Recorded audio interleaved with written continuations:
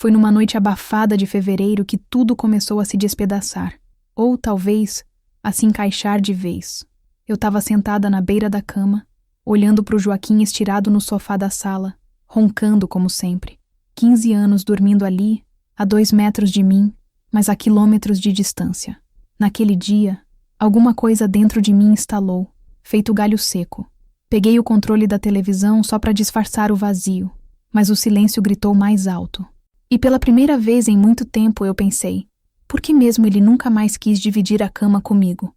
Desde então, o sofá começou a me incomodar como uma ferida aberta. Cada vez que eu via aquele corpo largado ali, me dava um enjoo no estômago, uma mistura de pena e raiva. Eu tentava me convencer que era só mania de velho, que o calor, que o refluxo, que o ronco, mas nenhuma desculpa colava mais. Até o cheiro do travesseiro dele me parecia mentira. E foi ali, naquela mesma sala onde criei meus filhos e costurei sonhos, que a verdade resolveu me cutucar. Um envelope esquecido, uma letra feminina, um perfume estranho no papel amarelado. E pronto. O que eu achava que era costume virou certeza amarga. Aquele sofá não era só o canto do descanso. Era o esconderijo de um segredo que dormia comigo havia 15 anos. O cheiro de bolo de fubá com goiabada quente enchia a casa. Era o cheiro da tradição, do conforto, do aniversário de 75 anos do meu marido, Joaquim. Nossos filhos, Célia e Ricardo, e os 4 netos tagarelavam na sala de jantar, em volta da mesa que eu tinha forrado com a toalha de renda que só usava em ocasiões especiais. Tudo parecia perfeito, uma fotografia de família feliz. Mas para mim, cada risada, cada garfada no bolo era um som oco, um prelúdio para a tempestade que eu vinha cultivando em silêncio no meu peito há exatas 3 semanas. Joaquim estava sentado na cabeceira da mesa, o rei da festa. Usava a camisa polo azul que eu lhe dera no Natal, sorrindo com os dentes um pouco amarelados pelo tempo e pelo cigarro que largara tarde demais. Ele parecia um patriarca satisfeito, o homem que construiu uma família, uma vida.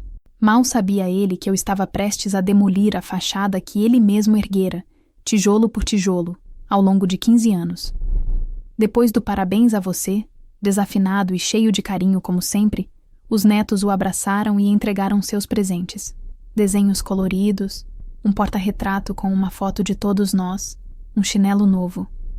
Ele agradeceu a cada um com um afago na cabeça. Então, chegou a minha vez. Levantei-me devagar, sentindo o peso dos meus 74 anos nos joelhos. Todos os olhos se voltaram para mim. Eu não trazia uma caixa embrulhada com laço de fita. Trazia um envelope pardo, simples, que minhas mãos trêmulas seguravam com uma firmeza que eu não sabia que possuía. Caminhei até ele. O sorriso em seu rosto vacilou um pouco, substituído por uma curiosidade cautelosa. Ele sabia que eu não era mulher de gestos teatrais. Parabéns, Joaquim. Minha voz saiu mais firme do que eu esperava, cortando a conversa animada. O silêncio se instalou. Este é o meu presente para você. Entreguei-lhe o envelope. Ele o pegou, o papel fazendo um barulho seco em meio à quietude. Seus dedos, grossos e calejados de uma vida de trabalho, rasgaram a aba com uma lentidão torturante. Ele tirou os papéis de dentro, um bolo de folhas timbradas. Seus olhos correram pelas primeiras linhas. Vi o momento exato em que ele entendeu. A cor sumiu de seu rosto, deixando para trás uma máscara pálida de choque e incredulidade. Seus lábios se entreabriram, mas nenhum som saiu. Ele ergueu os olhos para mim, e neles eu não vi raiva, nem tristeza. Vi o pânico de um homem desmascarado. "O que é isso, mãe?" perguntou Célia, a voz cheia de preocupação, quebrando o feitiço. Eu não tirei os olhos de Joaquim. "É o presente de libertação dele", respondi, a voz carregada com o peso de anos de mentiras engolidas. "São os papéis do nosso divórcio e a notificação para ele deixar a casa." Afinal, fiz uma pausa, deixando a frase pairar no ar. Depois de 15 anos dormindo no sofá, acho que ele já se acostumou a não ter um quarto para chamar de seu. Agora, ele é livre para dormir onde realmente pertence. E não é aqui. O bolo de fubá, ainda morno sobre a mesa, parecia agora uma piada de mau gosto. A festa tinha acabado. E a minha vida, da forma como eu a conhecia, também. Para entender o peso daquele envelope, É preciso entender a geografia da minha casa nos últimos 15 anos. Meu nome é Eulália Mendes, mas para a vizinhança de Itapetininga, sou a Dona Lala. Casei-me com Joaquim em 1970. Eu, uma moça de 19 anos, costureira de mão cheia, com sonhos que cabiam numa caixinha de costura. Ele, com 27, um homem forte, de olhar sério, que trabalhava na cerâmica da cidade. Um homem de poucas palavras, mas que, na época, parecia ter um coração seguro. Nossa casa, na Rua das Hortênsias, era o nosso orgulho. Levantamos cada parede com sacrifício. O piso de cerâmica vermelha, os batentes de madeira escura, o jardim que eu cultivava com um amor quase maternal. Era o nosso reino. Tivemos 2 filhos. Criamos os 2 com o suor do nosso trabalho e com a certeza de que a família era um porto seguro. Mas portos também podem se tornar traiçoeiros. Tudo começou de forma sutil, como uma rachadura fina numa parede, que a gente só percebe quando a infiltração já manchou a pintura. Foi há uns 15 anos, mais ou menos. Joaquim começou a reclamar de dores nas costas. Essa cama está me matando, Lala, ele dizia, se espreguiçando com um gemido ao acordar. Acho que vou tentar o sofá hoje para ver se melhora. Na primeira noite, achei estranho, mas compreensível. O sofá da sala era grande, de um veludo marrom já gasto, mas firme. Ele deitou ali, com seu travesseiro e um lençol. Na manhã seguinte, disse que tinha dormido melhor. A segunda noite veio, e a terceira. As noites viraram semanas, as semanas, meses. O sofá se tornou a cama dele. No começo eu perguntava: "Não quer voltar pro quarto, Joaquim? Comprei um colchão novo, ortopédico." Ele sempre tinha uma desculpa. Era o ronco dele que me atrapalhava, ou o meu hábito de ler com a luz do abajur acesa. Depois, era o calor do quarto, a falta de ventilação. As desculpas foram se tornando mais raras, até que o silêncio se tornou a única resposta. O sofá não era mais uma solução temporária, era um fato consumado. Nossa casa foi dividida por uma fronteira invisível. O quarto de casal se tornou o meu quarto. A sala, com o sofá, a televisão e a estante de livros, se tornou o território dele. Cruzávamos essa fronteira durante o dia, para as refeições, para as tarefas domésticas. Mas à noite, cada um se recolhia para o seu lado do armistício. O corredor que ligava a sala ao quarto era uma terra de ninguém, um espaço de silêncio e distância. Os filhos, já casados e com suas próprias vidas, estranharam no início. "Ué, pai, dormindo aí?" Ricardo perguntava. "É a idade, meu filho, as costas não perdoam", Joaquim respondia com um ar de mártir. E o assunto morria. Com o tempo, todos se acostumaram. O avô dormindo no sofá virou parte da paisagem da casa, um móvel a mais na decoração da família. Eu me acostumei também. Ou melhor, eu me resignei. A solidão na cama de casal, antes um espaço de união, era fria. Eu me encolhia do meu lado, abraçando um travesseiro extra, e tentava não ouvir o som da respiração dele vindo da sala, o barulho da televisão ligada até tarde. Eu me convenci de que era isso que acontecia com casamentos longos. O amor se transformava em companheirismo, a paixão em hábito, e o desejo em um respeito silencioso pela distância do outro. Eu estava errada. Não era respeito. Era outra coisa, algo que eu ainda não tinha nome para dar. A vida seguia nesse ritmo lento e previsível. Eu cuidava do meu jardim, fazia crochê, cozinhava para os almoços de domingo. Ele saía para suas pescarias de fim de semana, voltava com cheiro de rio e terra molhada, e se instalava no seu sofá. Éramos 2 estranhos dividindo o mesmo teto, as mesmas contas, as mesmas memórias desbotadas. O sofá não era apenas um móvel, era um monumento à nossa distância, um memorial de tudo o que havíamos perdido sem nunca ter tido a coragem de admitir. A descoberta, como muitas coisas na vida, aconteceu por acaso, numa tarde modorrenta de domingo. Joaquim tinha ido para uma de suas famosas pescarias, no sítio de um compadre, um lugar que eu nunca tinha visitado em todos esses anos. A casa estava silenciosa, preenchida apenas pelo zumbido de uma mosca teimosa e pelo tic-tac do relógio de parede da cozinha. Um presente de casamento que ainda funcionava, ironicamente. Eu decidi fazer uma limpeza mais caprichada na estante da sala, o território de Joaquim. Ele acumulava ali revistas velhas de pescaria, ferramentas pequenas e uma coleção de quinquilharias que ele chamava de lembranças. Enquanto tirava o pó das molduras com as fotos dos netos, notei que uma das prateleiras de baixo, atrás de uma pilha de álbuns de fotografia, estava um pouco solta. Empurrei os álbuns, pesados com o peso de uma vida inteira de sorrisos congelados no tempo. Atrás deles, escondida no fundo do vão, havia uma caixa de sapatos. Não era uma caixa qualquer. Era antiga, da marca Vulcabras 752, daquelas de papelão grosso e resistente. A poeira sobre ela indicava que estava ali há muito tempo, intocada, mas deliberadamente escondida. Meu coração deu um pulo, uma batida descompassada que ecoou no silêncio da sala. Por um instante, pensei em deixar quieto, em colocar os álbuns de volta no lugar e fingir que nunca tinha visto nada. A ignorância, nas vezes, é uma manta quente e confortável, mas a curiosidade, essa coceira na alma, foi mais forte, e talvez, no fundo, eu já estivesse cansada do frio daquela manta. Puxei a caixa para fora. Era leve. Sentei-me no chão, a saia do meu vestido se espalhando sobre o piso frio, e a coloquei no colo. Minhas mãos, enrugadas e manchadas pela idade, hesitaram por um segundo antes de levantar a tampa.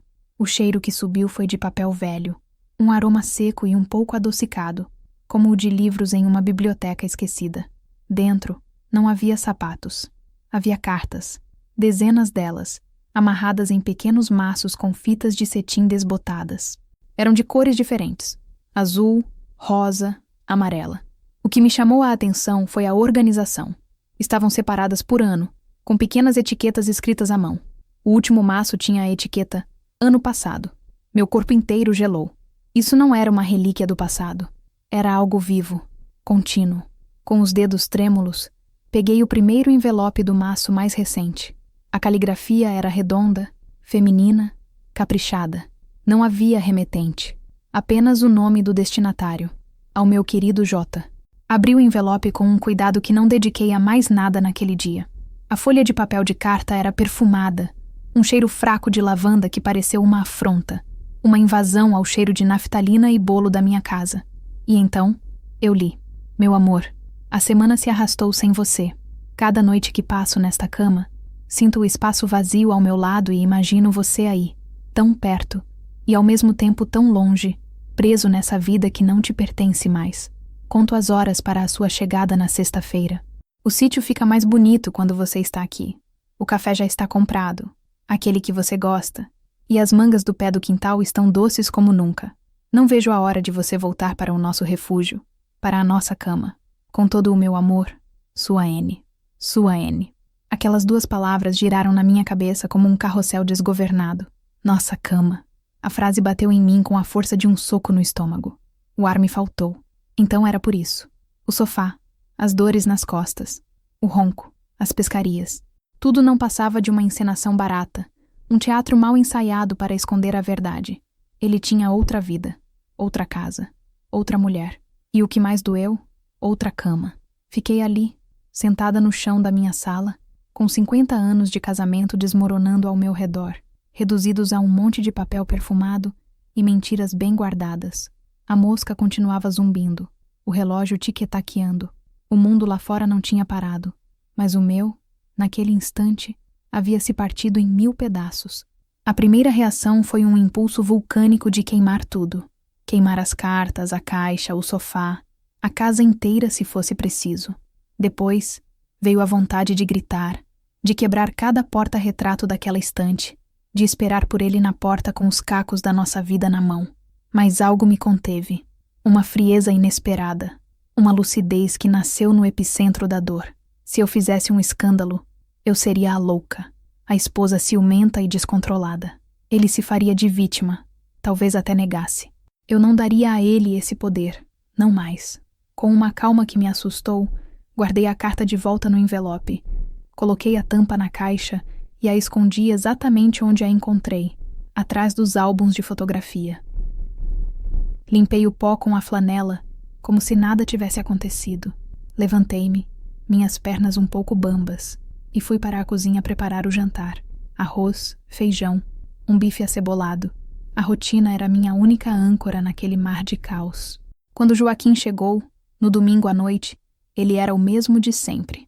Cansado, com cheiro de mato, trazendo 1 ou 2 peixes pequenos num saco plástico. A pescaria foi boa? Perguntei, minha voz um pouco mais baixa que o normal. Fraca. Os peixes não tão pegando. Ele mentiu, sem me olhar nos olhos, enquanto tirava as botas sujas de barro na área de serviço. Eu apenas assenti. Naquela noite, enquanto ele se ajeitava no sofá e ligava a televisão para o jornal, eu o observei da porta da cozinha. Pela primeira vez em anos, eu o via de verdade. Não como meu marido, o pai dos meus filhos, o homem com quem envelheci. Eu o via como um estranho, um ator num palco que era a minha casa. Os dias seguintes se transformaram numa investigação silenciosa. Eu me tornei uma detetive dentro do meu próprio casamento. Comecei a prestar atenção nos detalhes que antes me passavam despercebidos, enevoados pela névoa do hábito. O celular dele, por exemplo. Ele sempre o deixava com a tela virada para baixo.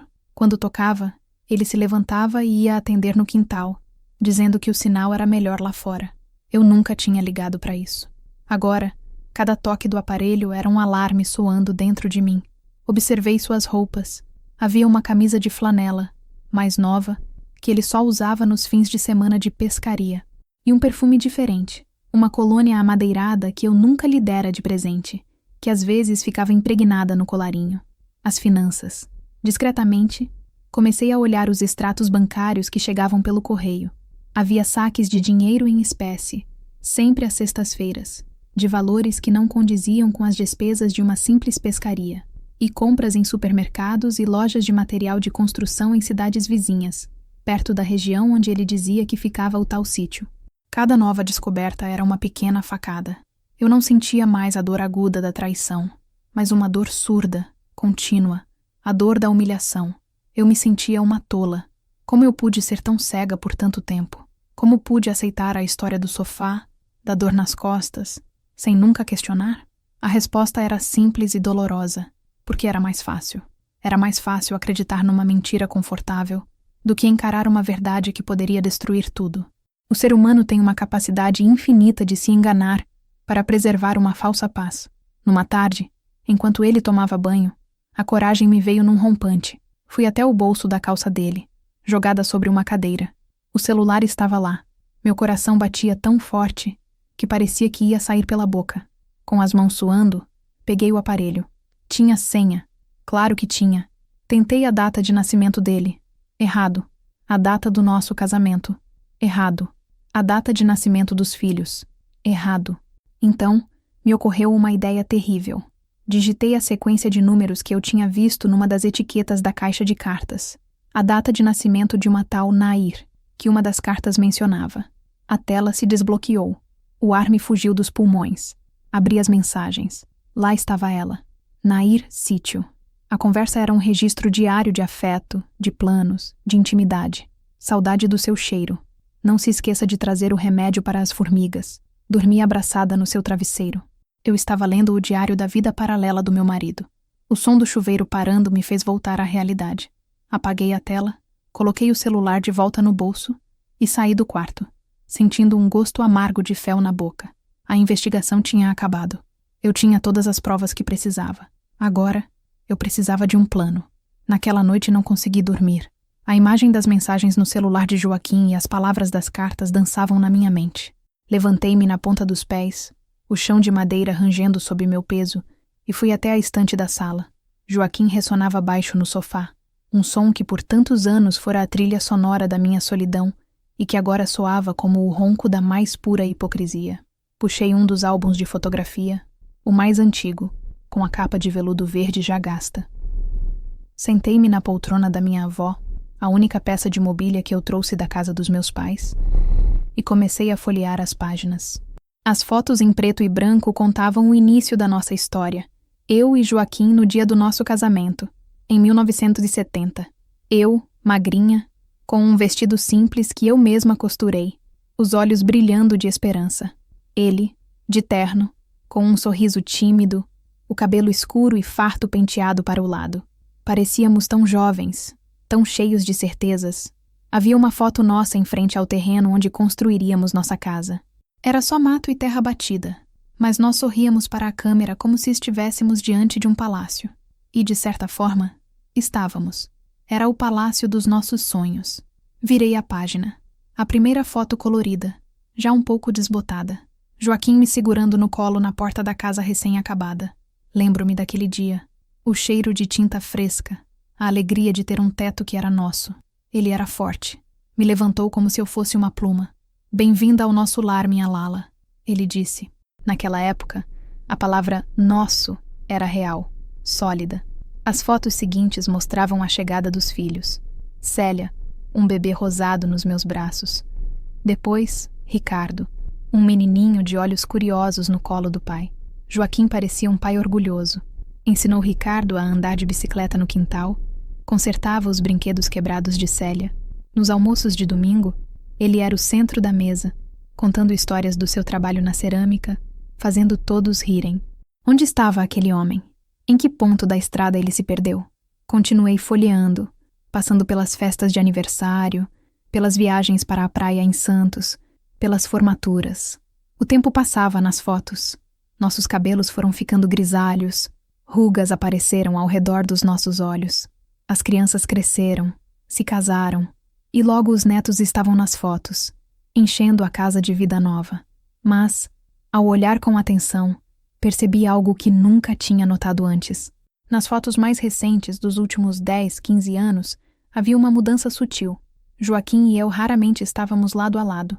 Havia sempre um neto entre nós, ou estávamos em pontas opostas do grupo, e o sorriso dele não alcançava mais os olhos. Era um sorriso para a câmera, uma pose. A última foto do álbum era do Natal passado, a família inteira reunida na sala. Eu estava sentada na poltrona, e Joaquim estava em pé, atrás do sofá. O sofá. Mesmo na foto, ele estava perto do seu território. Havia uma distância física entre nós, um espaço que a câmera capturou sem querer, revelando a verdade da nossa relação. Fechei o álbum devagar. O veludo gasto pareceu áspero sob meus dedos. Aquelas fotos não eram a prova de uma vida feliz. Era um arquivo de um tempo que não existia mais. O homem que me carregou no colo na porta de casa havia desaparecido, substituído pelo estranho que dormia a poucos metros de mim. A dor que senti não foi de raiva, mas de um luto profundo. Eu estava de luto pelo meu casamento, pelo homem que eu amei, pela jovem cheia de sonhos que eu fui. Eu chorei, silenciosamente para não acordá-lo. As lágrimas desciam quentes pelo meu rosto, molhando a capa do álbum. Eram lágrimas por um passado que as cartas de uma mulher chamada Nair haviam reescrito como uma grande mentira. Quando o primeiro raio de sol entrou pela janela, eu sequei meus olhos. O luto estava dando lugar a outra coisa, uma determinação fria. Eu não podia mudar o passado. Não podia trazer de volta o homem das fotografias antigas. Mas eu podia, e iria, tomar controle do meu presente e do meu futuro. O tempo de chorar por quem eu perdi havia acabado. Estava na hora de lutar pela mulher que eu ainda podia me tornar. Passaram-se alguns dias. A rotina continuava sendo meu disfarce. Eu cozinhava, limpava, cuidava do jardim, tudo com uma precisão mecânica, enquanto minha mente trabalhava sem parar, montando e desmontando planos. Para agir, eu precisava de mais informações. Eu precisava entender a extensão daquela outra vida. Numa quinta-feira, Joaquim saiu para ir ao banco e fazer umas compras no centro da cidade. Era a minha chance. Fui direto à estante, ao esconderijo. O coração ainda martelava contra minhas costelas, mas minhas mãos estavam firmes. Peguei a caixa e, desta vez, levei-a para a segurança do meu quarto. Tranquei a porta, algo que eu nunca fazia. Sentei-me na minha cama, a cama de casal onde eu dormia sozinha há 15 anos, e espalhei as cartas sobre a colcha de retalhos que eu mesma fizera. Decidi ler tudo, desde o começo. O primeiro maço de cartas era de mais de 15 anos atrás. A caligrafia era a mesma, mas as palavras eram mais cautelosas, hesitantes. Falavam de encontros secretos, de um café por acaso, de uma amizade que estava se tornando algo mais. Nair, pelo que pude entender, era viúva. Tinha um pequeno sítio que herdara do marido, nos arredores de uma cidade vizinha. Ela e Joaquim deviam ter se conhecido em algum lugar, talvez numa daquelas lojas de artigos de pesca que ele frequentava.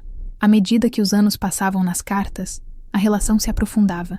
A hesitação deu lugar à paixão, e a paixão a uma intimidade doméstica. Meu querido Jota, consertei o chuveiro como você me ensinou. Você ficaria orgulhoso, dizia uma carta de 10 anos atrás. Não se esqueça de que domingo é o aniversário da minha sobrinha. Vamos passar lá para dar um beijo nela. Eles não tinham apenas um caso. Eles tinham uma vida. Uma vida com chuveiros quebrados, aniversários de sobrinhas, problemas com formigas no pomar. Uma vida de verdade, tecida nos pequenos detalhes do cotidiano. E a minha vida com ele havia se tornado uma fachada, um palco onde ele representava o papel de marido e avô nos fins de semana em que não estava com ela. A carta que mais me feriu foi uma de uns 5 anos atrás. Amor, começava ela. Às vezes me sinto culpada. Penso nela, na sua casa, na vida que você deixa para trás toda sexta-feira. Mas então você chega, com esse seu olhar cansado, e eu vejo nos seus olhos o quanto você precisa deste lugar, deste nosso refúgio. Você me disse que o casamento de vocês já tinha acabado muito antes de eu aparecer, que vocês só continuavam juntos por causa dos filhos, do costume.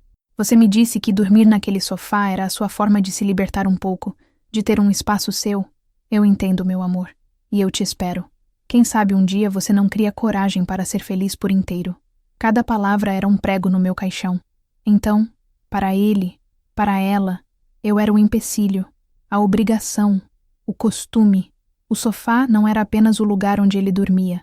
Era uma declaração de independência, um ato de rebeldia silenciosa contra o casamento que na cabeça dele já havia morrido. E ele nunca teve a decência, a coragem, de me dizer isso na cara. Preferiu me deixar definhar na ignorância, me tratando como uma companheira de quarto idosa, enquanto construía sua felicidade em outro lugar. A raiva que senti foi tão intensa que o papel tremia em minhas mãos. Raiva dele, por sua covardia. Raiva dela, por sua cumplicidade e por se julgar no direito de entender a libertação do meu marido. E raiva de mim mesma, por ter permitido que isso acontecesse, por ter aceitado as migalhas de atenção e as desculpas esfarrapadas por tanto tempo. Guardei as cartas de volta na caixa, com uma fúria contida. A dor da descoberta inicial tinha se transformado em algo mais duro, mais afiado, uma determinação gelada. Ele não me via mais como sua esposa? Ele achava que nosso casamento era apenas um costume? Pois eu lhe mostraria o que acontece quando se quebra um costume de 50 anos. Ele queria liberdade? Eu a daria a ele, mas seria nos meus termos, e ele não iria gostar nem um pouco do preço a ser pago. No sábado seguinte, Célia, minha filha, apareceu para tomar um café. Ela sempre foi mais perceptiva que o irmão. Ricardo era um bom filho, mas via o mundo de uma forma mais simples, mais direta. Célia, não. Ela lia as entrelinhas, sentia as mudanças de atmosfera. Ela me encontrou na cozinha, terminando de lavar a louça do almoço. Joaquim, como de costume, estava descansando no sofá, assistindo a um programa de esportes com o volume alto. Oi, mãe, trouxe um pedaço de broa de milho que a vizinha fez, disse Célia, colocando um embrulho sobre a mesa. Ela me deu um beijo no rosto e me olhou com atenção. A senhora está bem? Parece mais quieta. Forcei um sorriso. É a idade, minha filha. A gente vai ficando mais calada. Ela não pareceu convencida. Sentou-se à mesa, enquanto eu passava um café novo. O papai está cada dia mais surdo, né? Com essa televisão no último volume. Ele gosta de ouvir assim, respondi, a voz neutra. Ficamos em silêncio por um momento. Um silêncio preenchido pelo barulho da TV vindo da sala e pelo borbulhar da água na cafeteira. Mãe, Célia começou hesitante. A senhora e o papai, vocês estão bem mesmo? Sabe, faz tanto tempo que ele dorme na sala. Eu nunca quis me meter, mas não é normal, né? A pergunta dela pairou no ar, carregada de uma preocupação genuína. Meu coração se apertou. Naquele momento eu quis desabafar, quis contar tudo. Sobre a caixa, as cartas, o celular, a vida dupla de Joaquim. Quis chorar no ombro da minha filha e pedir ajuda. Abri a boca para falar, mas as palavras não saíram. O que eu diria? Como eu poderia destruir a imagem que ela tinha do pai, do herói da sua infância? Como eu poderia jogar no colo dela o peso da nossa miséria? Era o meu fardo, a minha batalha. Eu precisava travá-la sozinha, pelo menos por enquanto. Envolvê-la agora só a faria sofrer. E talvez tentar uma reconciliação que, para mim, já era impensável. Respirei fundo e me virei para ela, colocando as xícaras na mesa. Ah, minha filha, são coisas de gente velha. Depois de 50 anos, A gente cria nossas manias. Seu pai com as costas dele, eu com a minha mania de ler até tarde. A gente se respeita. É um arranjo que funciona. A mentira saiu com uma facilidade que me assustou. Eu estava me tornando tão boa em fingir quanto Joaquim. Célia me olhou, os olhos dela, tão parecidos com os meus, cheios de uma dúvida que ela não ousou expressar. Ela sabia que havia algo mais, mas respeitou o meu silêncio. Apenas balançou a cabeça lentamente. Se a senhora diz que funciona, ela murmurou, pegando a xícara de café. Mas saiba que, se precisar de qualquer coisa, de conversar, eu estou aqui, para tudo. Eu sei, meu amor. Obrigada, respondi, e minha gratidão era sincera. Tomamos nosso café, falando de banalidades, dos netos, da broa de milho, do tempo que estava para chover. Mas por baixo da nossa conversa tranquila, havia um oceano de coisas não ditas. Célia sentia que o navio da nossa família estava navegando em águas turbulentas, e eu, a capitã silenciosa, já sabia que o naufrágio era inevitável, e eu estava no leme, escolhendo o momento e o lugar exato para abandonar o barco. Quando ela foi embora, me abraçou com força. Se cuida, mãe, foi quase um apelo. Naquela noite, deitada na minha cama solitária, pensei na nossa conversa. O instinto protetor de Célia me comoveu, mas também reforçou minha decisão. Eu não estava fazendo aquilo só por mim, estava fazendo por eles também. Meus filhos e netos não mereciam viver numa mentira, celebrando uma família que era uma farsa. A verdade, por mais dolorosa que fosse, era o único caminho para uma cura real. E eu seria a cirurgiã a fazer o corte, mesmo que minhas mãos tremessem. A sexta-feira chegou, como todas as outras. Era o dia da pescaria. Assistir à preparação de Joaquim para o fim de semana se tornou um novo tipo de tortura. Antes, eu via com uma indiferença resignada. Agora, cada gesto dele era uma peça no quebra-cabeça da sua traição, e eu via tudo com uma clareza cortante. Ele levantou mais cedo, assobiando uma melodia antiga enquanto fazia a barba no banheiro. Aquele assobio, que antes me parecia um sinal de bom humor, agora soava como a trilha sonora da sua fuga. Na cozinha, ele tomou o café que eu preparei, lendo o jornal local, como sempre. Eu o observava por cima da minha xícara, em silêncio. Ele parecia mais jovem, mais animado. A expectativa do encontro com a outra mulher lhe dava um brilho nos olhos que eu não via direcionado a mim há décadas. Vou sair mais cedo hoje, Lala, ele disse, dobrando o jornal. Quero pegar a estrada antes do trânsito. Claro, respondi. Minha voz um verniz de calma sobre um turbilhão de emoções. Ele se levantou e foi para a área de serviço, onde sua tralha de pescaria já estava arrumada. A vara, a caixa de iscas, a bota de borracha. Tudo parte do seu figurino. Pegou a mochila onde levava suas roupas. Eu sabia que ali dentro estava a camisa de flanela nova e o perfume amadeirado. Ele parou na porta da cozinha. Precisa de alguma coisa da rua? A ironia da pergunta quase me fez rir. Sim, Joaquim, eu preciso.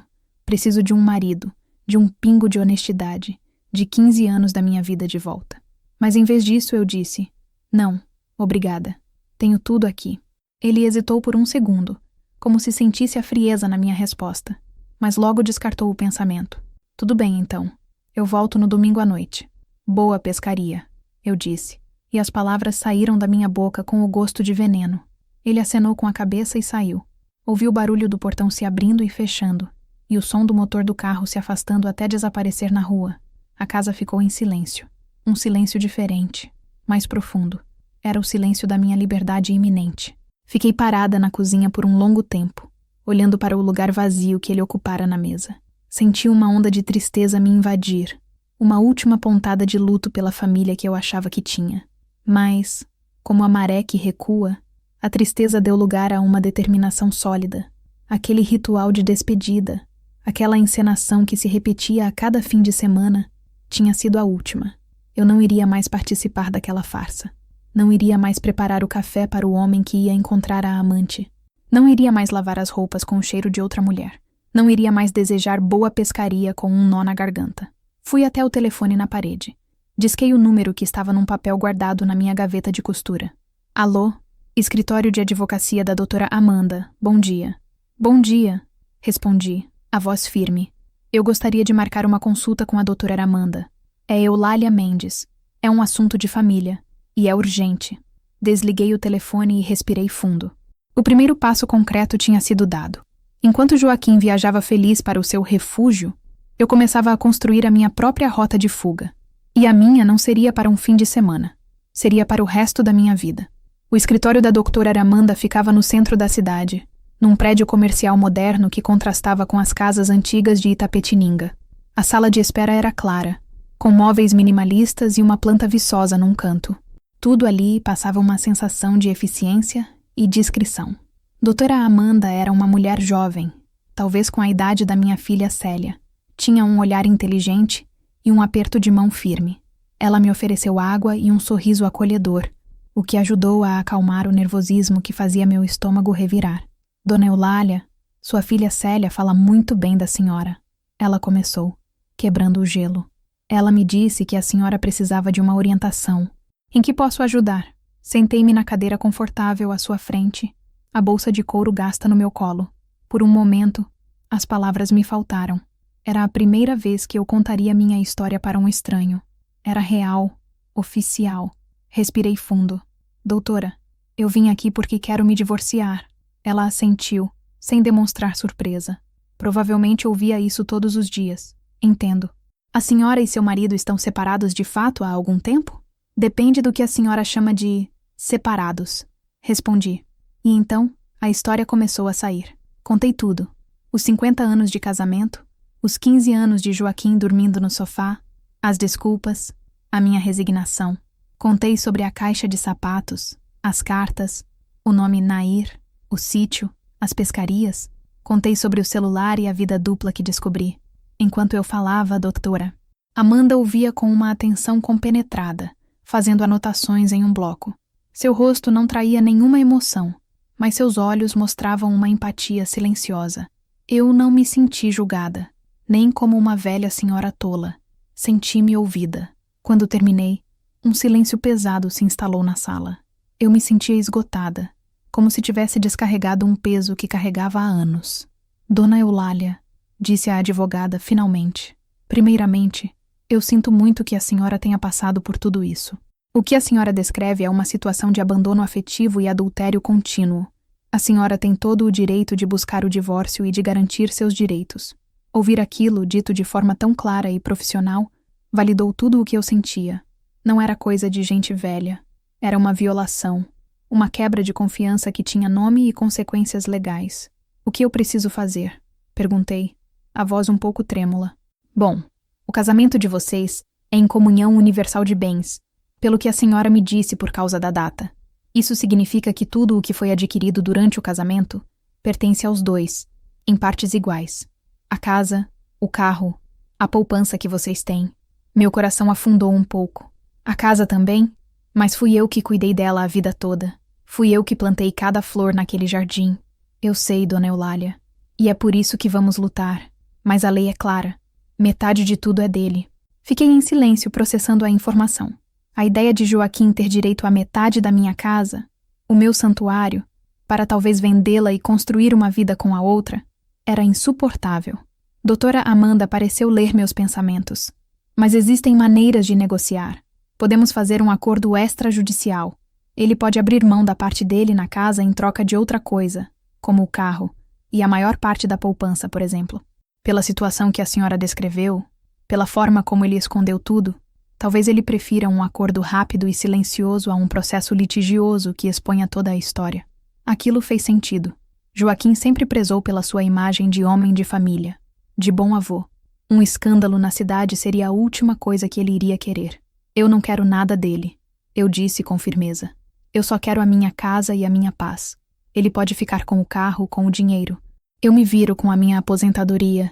Eu só não abro mão do meu lar. Doutora Amanda sorriu, um sorriso de admiração. Entendido? Então vamos trabalhar com esse objetivo. Vou preparar toda a documentação, a petição de divórcio e uma proposta de acordo de partilha de bens.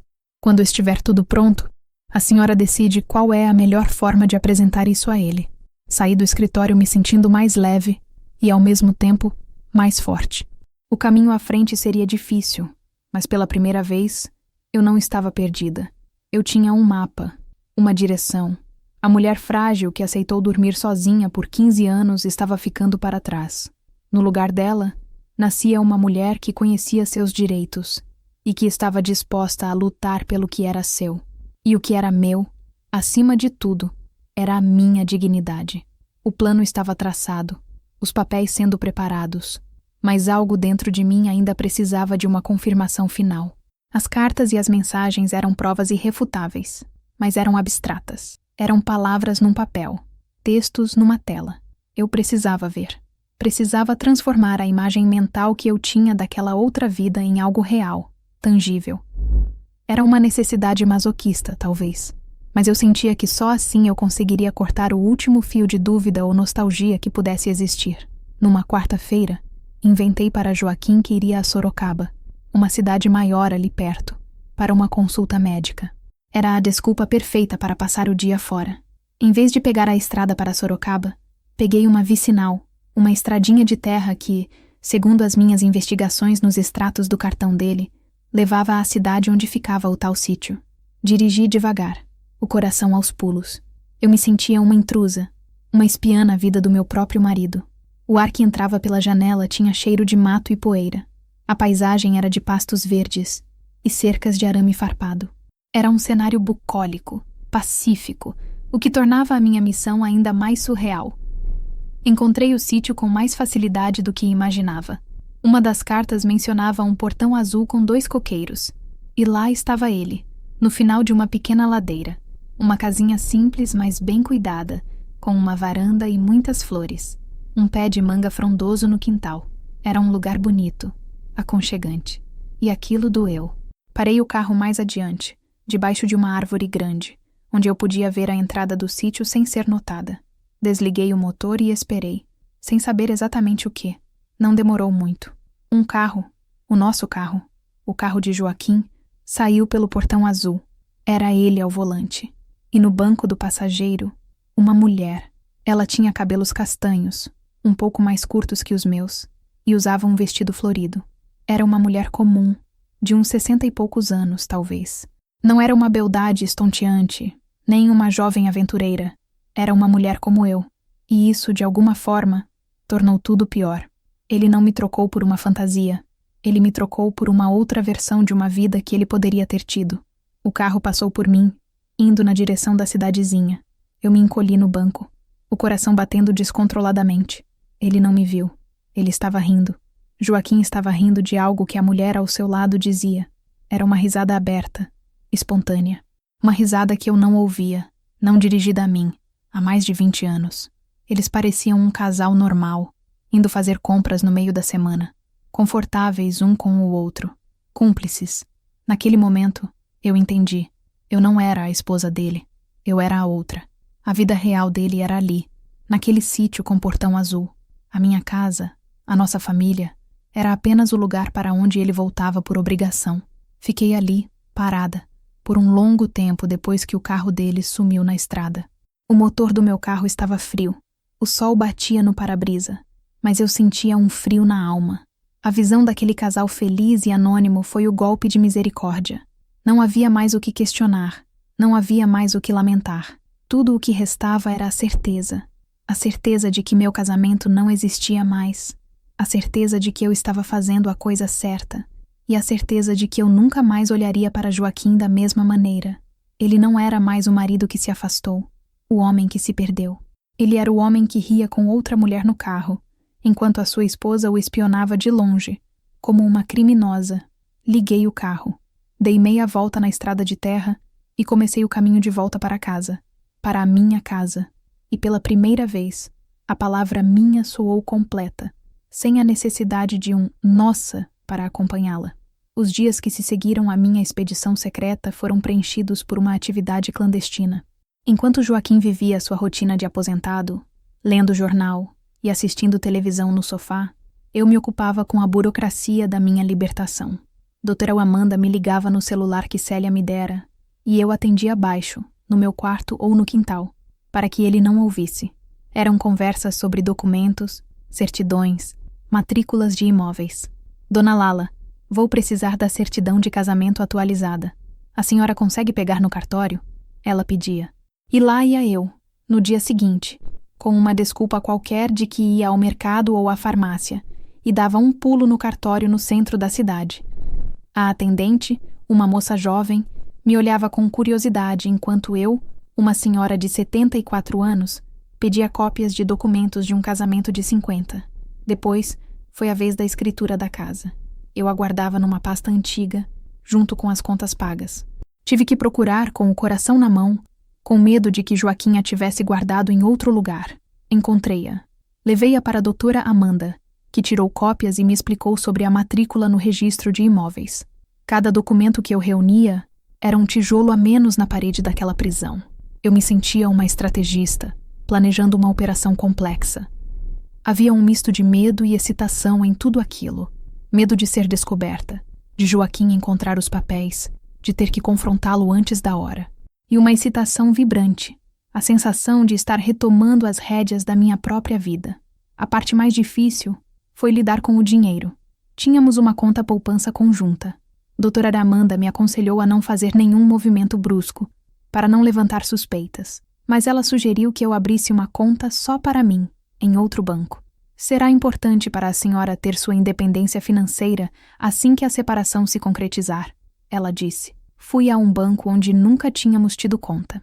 Senti-me quase uma adolescente de novo, preenchendo fichas, apresentando documentos, abrindo minha primeira conta bancária individual. A gerente que me atendeu foi muito atenciosa. Quando saí de lá com o meu próprio cartão, com o meu nome impresso nele, senti uma onda de poder. Era algo tão simples, mas tão significativo. Enquanto isso, em casa, a farsa continuava. Eu ainda cozinhava para ele, lavava suas roupas, perguntava sobre o seu dia. Mas algo em mim havia mudado. Eu não o fazia mais por hábito ou por dever. Eu o fazia como parte de uma estratégia. Cada ato de normalidade era um escudo que protegia o meu plano secreto. Às vezes, ele me olhava de um jeito estranho, como se sentisse uma diferença em mim, uma distância que ia além da geografia do sofá. Você tá tão quieta esses dias, Lala, ele comentou uma noite durante o jantar. Estou só cansada, respondi, sem olhá-lo. A idade pesa. Ele aceitou a resposta, como sempre. Era mais fácil para ele acreditar no cansaço e na idade do que enxergar a revolução silenciosa que estava acontecendo bem debaixo do seu nariz. Ele continuava subestimando a mulher que, por 50 anos, administrou sua casa, criou seus filhos e gerenciou cada aspecto da vida deles, enquanto ele se preocupava com o trabalho e, mais tarde, com suas pescarias. Ele esqueceu que eu era forte, e esse seria o seu maior erro. Uma semana antes do aniversário dele, doutora Amanda me ligou. Dona Lala, está tudo pronto. A petição do divórcio e a proposta de acordo. Podemos protocolar quando a senhora quiser. Ainda não, eu disse, a voz firme.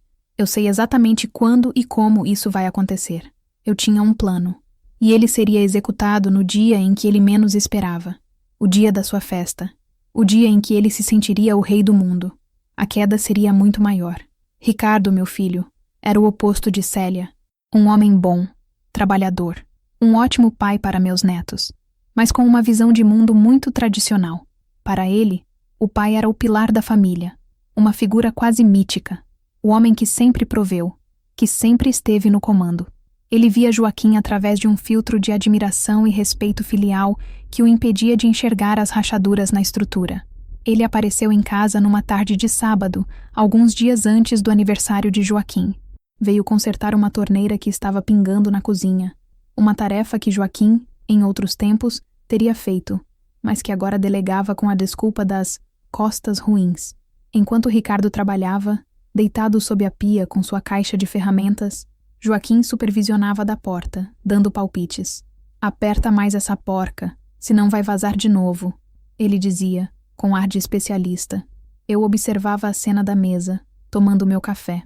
Era um retrato perfeito da dinâmica deles. Ricardo, sempre solícito, tentando agradar. Joaquim, sempre na posição de autoridade, mesmo quando não fazia nada. Depois que a torneira foi consertada, os dois se sentaram na sala.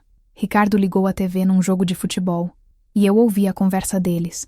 O senhor tá precisando de alguma coisa, pai? O carro tá bom? O óleo tá em dia? Perguntou Ricardo. Tá tudo em ordem, meu filho.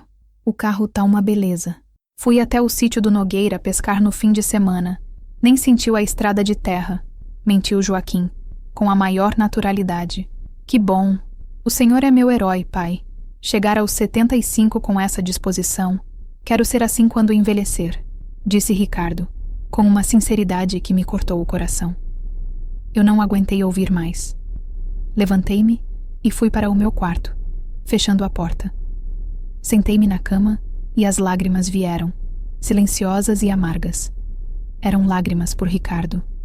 A decepção dele seria imensa. Ele não ficaria apenas triste. Ele se sentiria traído, enganado. Sua admiração pelo pai se transformaria em pó. Parte de mim se sentia culpada por estar prestes a causar essa dor ao meu filho. Eu poderia deixar as coisas como estavam. Manter a mentira para preservar a paz familiar, para proteger a imagem do herói. Mas então, a raiva voltou, sobrepujando a culpa. Por que eu deveria ser a guardiã da mentira de Joaquim? Por que eu deveria sacrificar minha dignidade para proteger a reputação de um homem que não teve o menor respeito por mim? Por que meus filhos deveriam continuar a admirar uma farsa? A verdade, por mais dura que fosse, era necessária. Ricardo precisaria aprender que seu pai era um homem, não um mito. Um homem falho, egoísta, que cometeu um erro colossal. E caberia a ele, como adulto, processar essa informação e decidir como seguir em frente. Quando saí do quarto, Ricardo já estava de partida. Ele me deu um abraço na porta. Mãe, a gente tá organizando tudo pro aniversário do pai, tá? A Célia vai trazer o bolo salgado.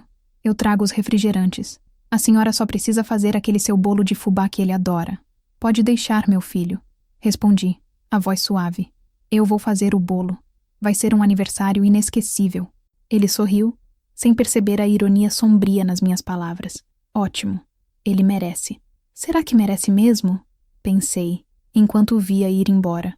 A conversa com Ricardo, em vez de me fazer hesitar, apenas solidificou minha decisão. A cirurgia precisava ser feita.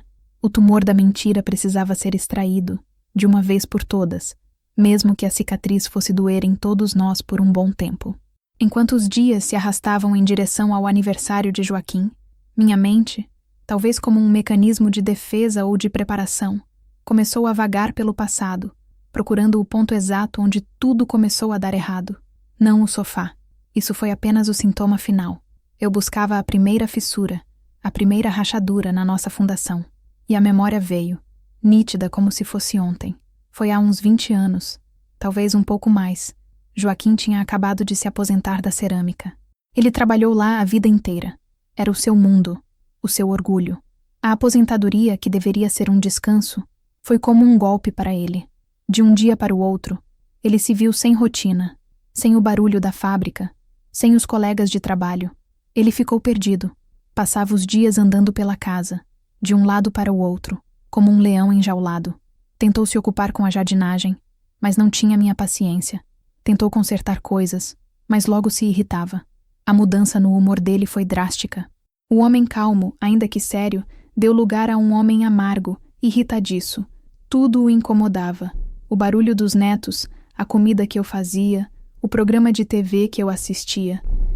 Lembro-me de uma tarde em especial. Eu estava na sala costurando, e ele entrou, com o rosto fechado.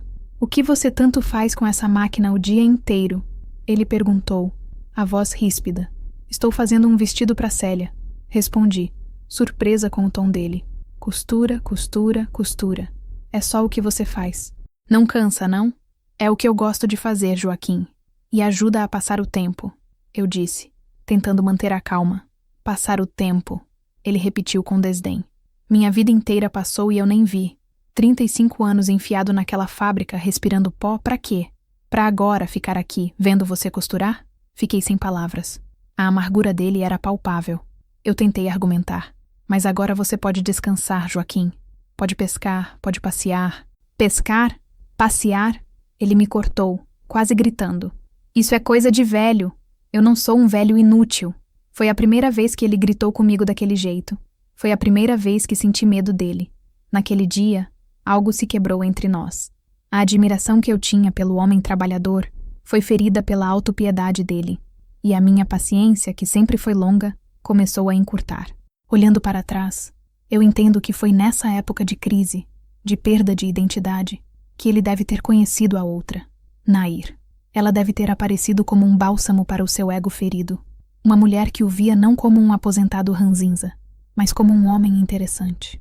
O sítio dela deve ter se tornado o refúgio onde ele podia se sentir útil, importante, vivo de novo. Ele não soube lidar com a própria crise e, em vez de se apoiar em mim, na família que construímos, ele buscou uma saída fácil, uma vida nova onde ele pudesse reescrever seu papel. E, no processo, ele me relegou ao papel de figurante na sua antiga vida, a mulher que representava tudo o que ele queria deixar para trás. A velhice, a rotina, a sensação de inutilidade. Essa memória não o desculpava. Pelo contrário, mostrava a profundidade da sua fraqueza e do seu egoísmo. Ele não teve a força de se reinventar ao meu lado. Preferiu construir um novo palco, com um novo cenário e uma nova parceira de cena. Entender a origem da fissura não diminuiu a minha dor, mas clareou as coisas. O problema não era eu. Nunca foi. Eu não era chata, não era feia, não era desinteressante. Eu era apenas o espelho que refletia a imagem de um homem que ele não suportava mais ver, ele mesmo. E, em vez de quebrar o espelho, ele simplesmente decidiu virar as costas para ele e encontrar um que lhe mostrasse um reflexo mais agradável. Os 3 dias que antecederam o aniversário de Joaquim foram os mais estranhos da minha vida. A casa estava mergulhada numa calma tensa, uma quietude que parecia prenunciar uma tempestade. Eu me movia pelas tarefas domésticas com uma precisão cirúrgica, minha mente focada no que estava por vir. Joaquim, por sua vez, parecia alheio a tudo. Estava de bom humor, animado com a perspectiva da festa. Falava sobre os netos, sobre o jogo do seu time no domingo, sobre o sabor do bolo que eu faria. Ele estava tão imerso na sua própria narrativa de patriarca amado que não percebia o abismo que se abria a seus pés. Na sexta-feira, Célia ligou para confirmar os detalhes. Mãe, tá tudo certo para domingo, né? A gente chega por volta do meio-dia. O Ricardo vai levar o pai para dar uma volta de manhã, para a gente poder arrumar a mesa e fazer uma surpresa. Tudo certo, minha filha, respondi. A surpresa seria maior do que ela imaginava.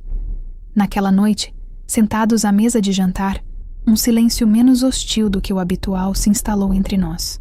Talvez sentindo a proximidade do seu aniversário, Joaquim tentou uma aproximação. 75 anos, Lala, ele disse olhando para o prato. Passou rápido, não acha? Voou, respondi sem emoção. A gente construiu uma bela família, né? 2 filhos bons, 4 netos que são uma bênção. A gente fez um bom trabalho.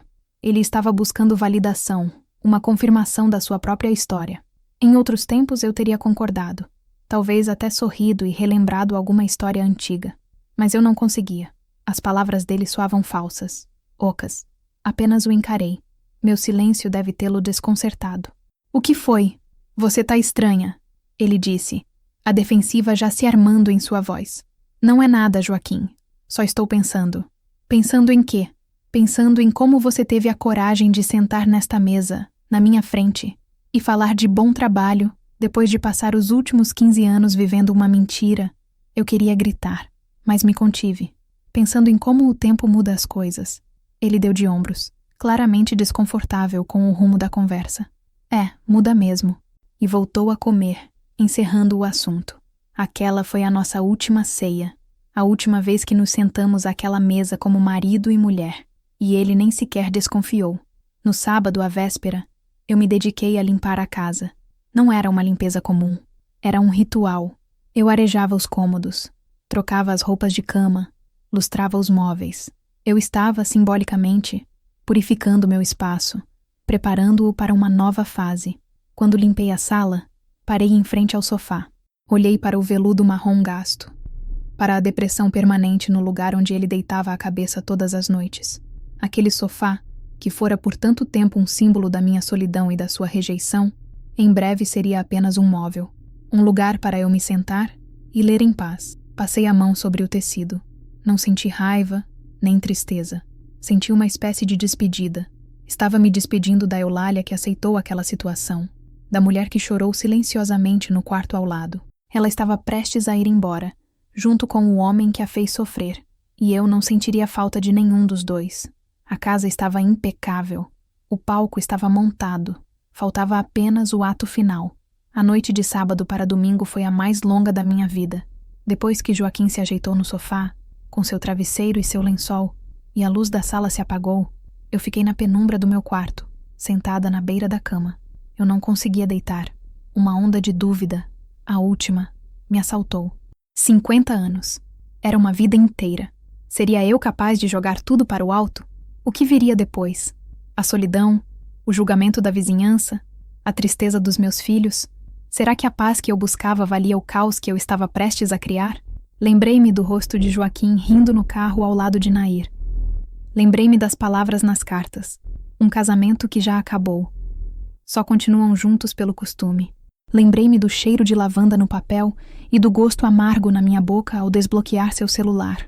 A dúvida se dissipou, substituída por uma certeza fria e límpida. O caos já existia. Eu não o estava criando. Eu estava apenas trazendo-o à luz. A paz que eu tinha era falsa. Uma paz podre, construída sobre mentiras. A solidão que eu temia, eu já a vivia, todas as noites, naquela cama imensa e vazia. Levantei-me e fui até a janela. A lua cheia iluminava o meu jardim. As minhas hortênsias, que deram nome à rua, estavam floridas, grandes buquês azuis e lilazes sob a luz prateada. Eu cuidei daquelas flores. Plantei, reguei, podei. Elas eram minhas. A casa era minha. A vida que eu estava prestes a reclamar era minha.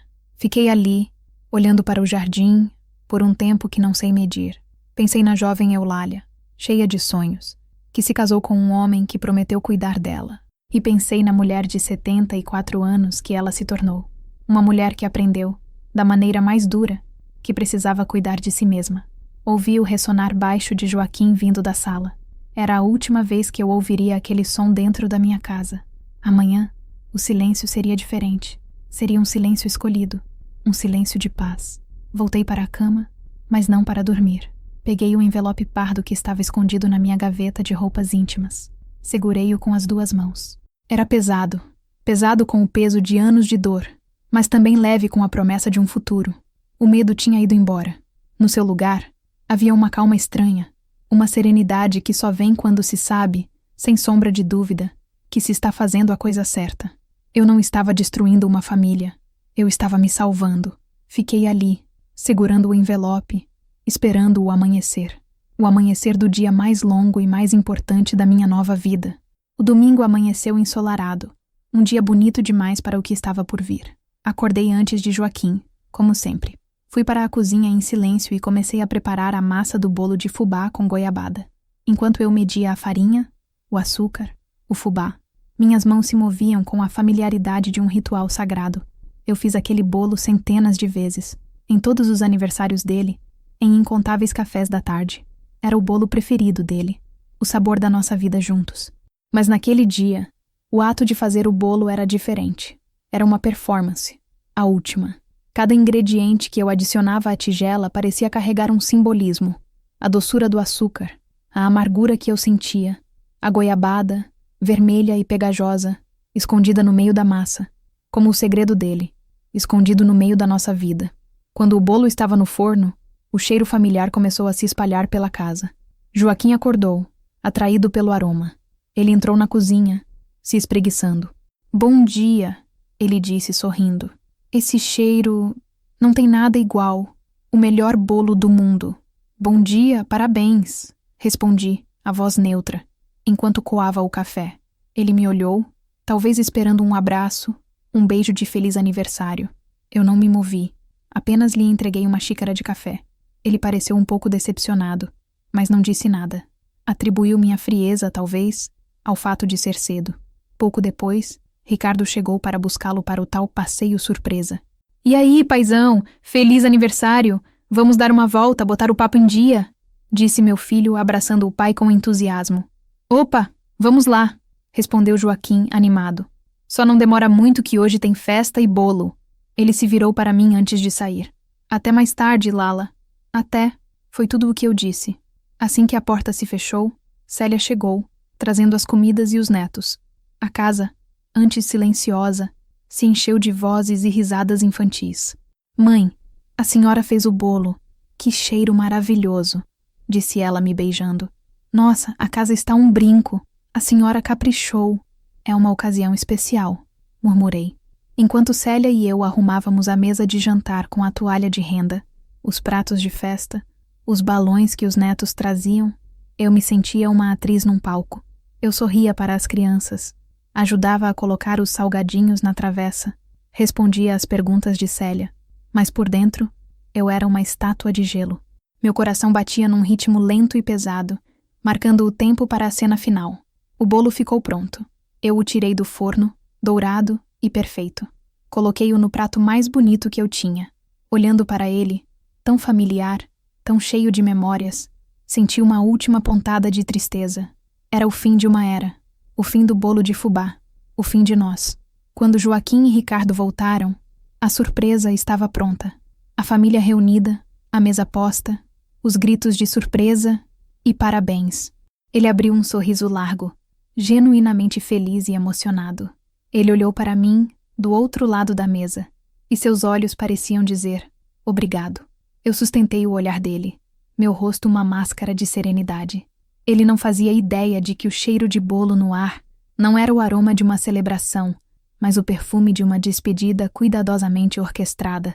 E o bolo, a estrela da festa, seria a última coisa doce que ele provaria naquela casa.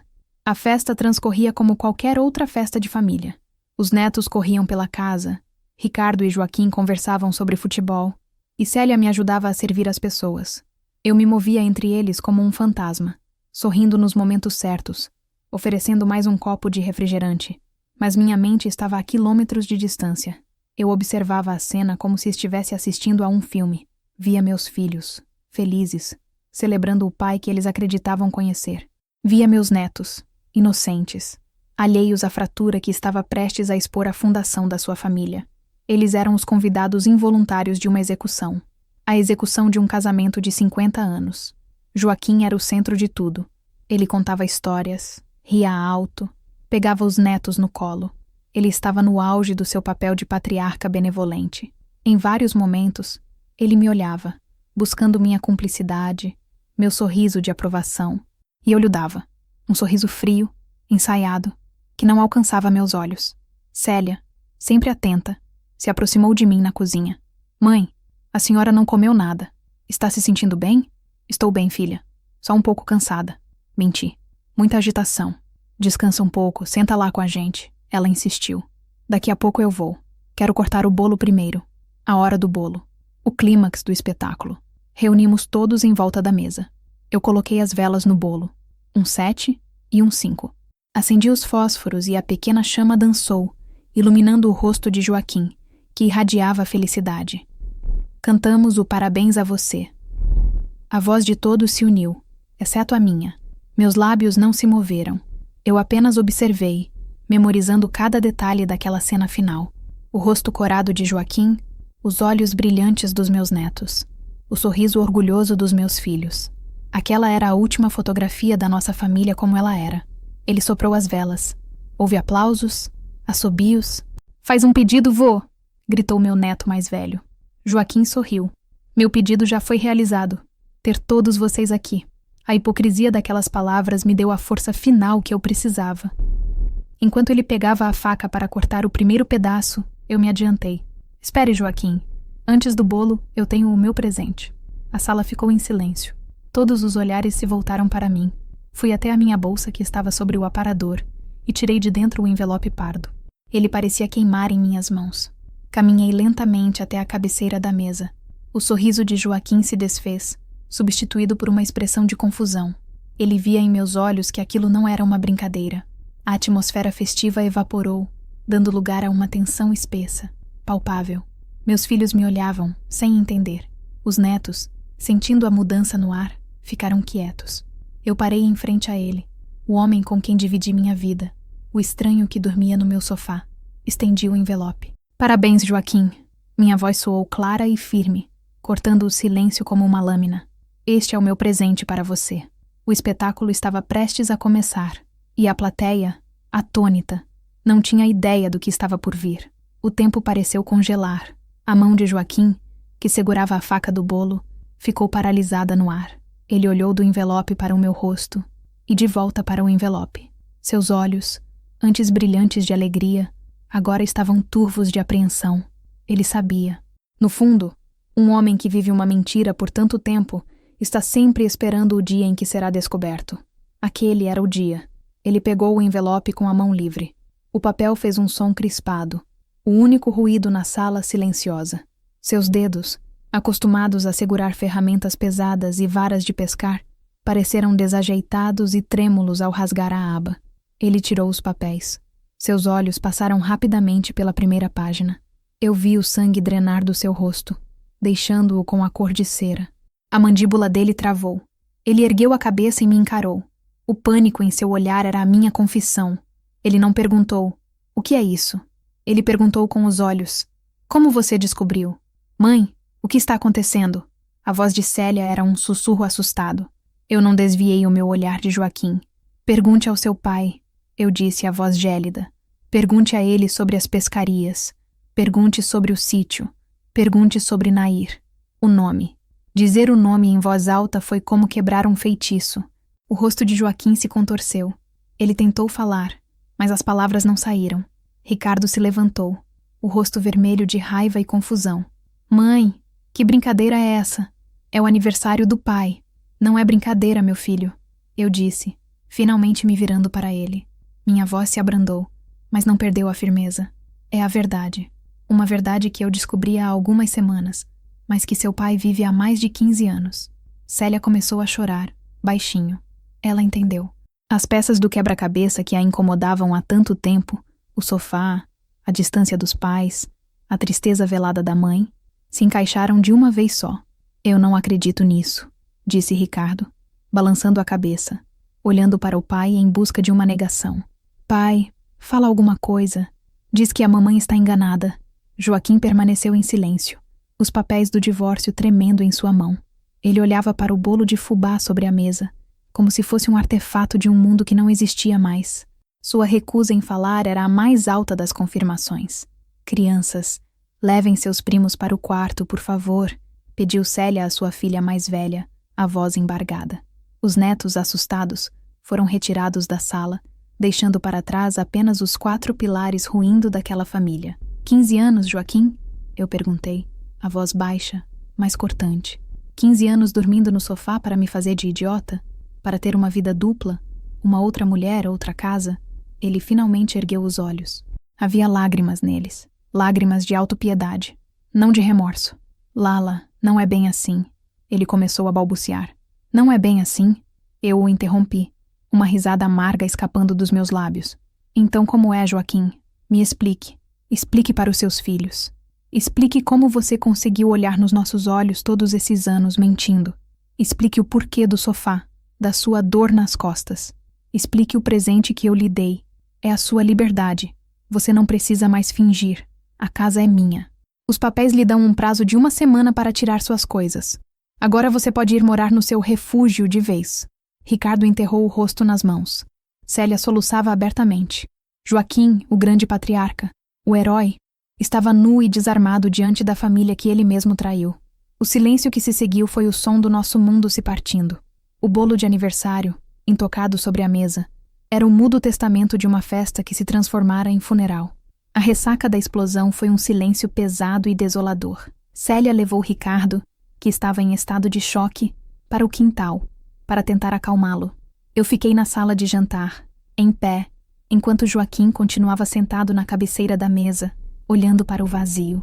Depois de um longo tempo, ele se levantou, sem dizer uma palavra, sem me olhar. Ele caminhou até o sofá, pegou seu travesseiro, seu lençol, a manta que o cobria todas as noites. Dobrou tudo com uma lentidão metódica.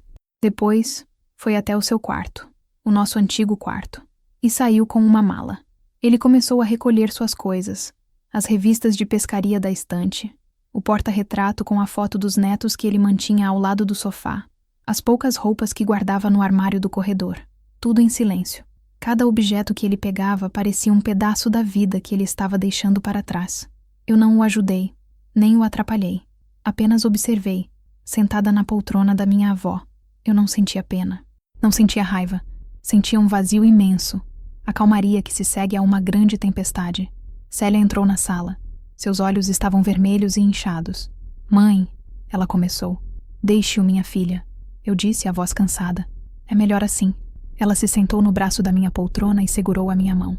Ficamos as duas ali, assistindo ao desmantelamento silencioso de 50 anos de história. Quando Joaquim terminou de arrumar sua mala e mais 2 caixas de papelão, ele parou no meio da sala. Olhou para o sofá vazio. Olhou para a estante com os espaços em branco onde antes ficavam suas coisas. Olhou para nós.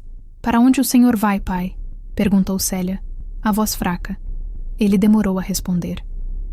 Eu vou para a casa de um amigo, por enquanto.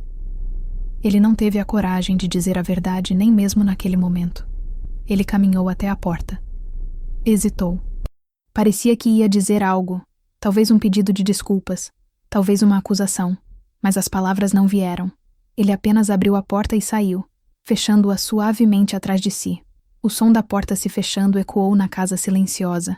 E então, o silêncio se tornou absoluto. Ficamos ali, eu e Célia, por um longo tempo, sem nos movermos. O cheiro de bolo de fubá ainda pairava no ar, uma lembrança agridoce do que acabara de acontecer. Finalmente levantei-me. Caminhei até a mesa de jantar. O bolo estava lá, com as velas derretidas sobre a cobertura. Peguei o bolo, a travessa, e levei tudo para a cozinha. Sem hesitar, joguei tudo na lata de lixo. Célia me olhou surpresa. Acabou, minha filha, eu disse, virando-me para ela. Chega de bolo de fubá. Naquela noite, pela primeira vez em 15 anos, a casa estava verdadeiramente silenciosa. Não havia o som da televisão ligada até tarde, nem o ressonar vindo da sala. Era um silêncio diferente. Um silêncio que não era de distância, mas de espaço.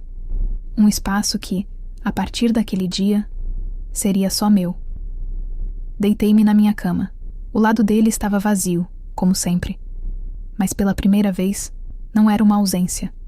Era uma libertação. E apesar da dor e do caos, eu adormeci sentindo uma paz que não sentia há muito, muito tempo. Os meses que se seguiram foram de reajuste. A notícia do nosso divórcio se espalhou pela vizinhança, como era de se esperar. Houve sussurros, olhares curiosos.